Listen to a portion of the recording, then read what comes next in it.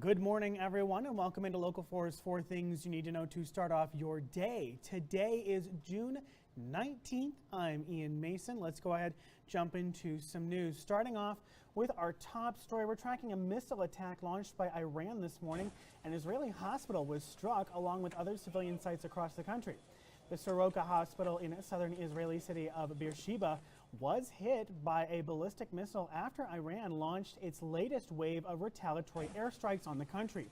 According to Israeli media, the attack hit a hospital directly. Several windows were blown out and heavy black smoke could be seen for miles billowing from the building. Iranian state media says the target for the attack was not the hospital, but a technology park about a mile away used by the military. At this point, it is still too early to determine the impacts of the strike, but CNN is reporting that at least one 60-year-old woman was injured in the strike.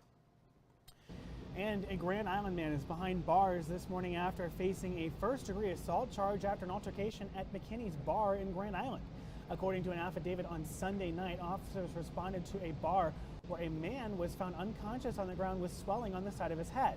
Through witnesses, police were able to obtain a photo of the suspect, Gabriel Contreras, who had previous contacts with law enforcement.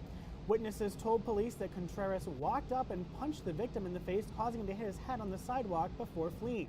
On Tuesday, police were able to arrest Contreras without incident. Contreras' bond has been set at 10% of $500,000. His next hearing is on July 16th. The victim was treated and released from the hospital.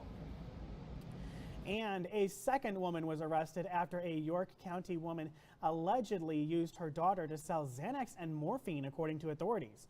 The York County Sheriff's Office says that 61-year-old Terry Threcold was charged with use of a minor to distribute controlled substances, child abuse, possession of a controlled substance, and failure to report child abuse. A teen told her therapist that her mother had been forcing her to deliver drugs for several years, which caused authorities to open an investigation. Court documents stated that 36-year-old Chantel Perkins lived with the girl and two other children who have since been removed from their custody. A court document stated that Threcold had exchanged money for pills in front of the teen and that the teen and Perkins had delivered pills to Threcold on multiple occasions. Court records also state the girl delivered pills on at least 50 different occasions between two communities in South Dakota, as well as Benedict and Seward. Perkins was arrested on May 22nd. Threcold was arrested on June 15th. And let's go ahead and check the forecast. I know it's not the nicest day outside, but definitely one that we're going to be paying attention to. Temperatures up in the 90s today with clear skies, maybe a little wind this afternoon. The thing that we're going to be mainly watching, though, is the fact that we're going to have a lot of heat over the next few days. So I'm not too concerned about today.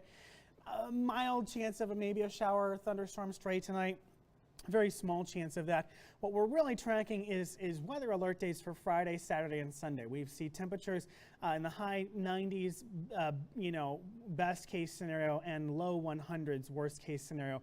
I would not be surprised if some areas saw 105, 106, 107 on Friday and Saturday. So for our North Platte friends, absolutely something you're going to want to watch out for in the Nebraska Land Days Parade is going to be that extreme heat on Saturday. So make sure that you have plenty of water with you. Make sure that you have a place to cool down. Make sure you've got some shade, and crank that AC because it is definitely going to be very hot this coming weekend, so be prepared for that. Turning to Monday, though, we're going to see chances of showers and thunderstorms return. No call on whether or not these will be severe or not. We're far enough into the future that I'm not going to watch these very closely. I'm more concerned about Friday, Saturday, Sunday with this extreme heat that we see.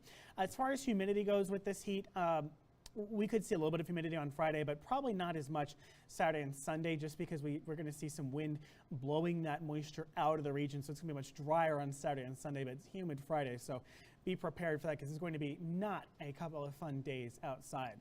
That'll do it for me. Thank you so much for watching Local 4's 4 Things You Need to Know to Start Off Your Day. I've been Ian Mason. You can catch the latest news right back here on our streaming platform at 11:30, 5, 6, and then 10. Have a great one.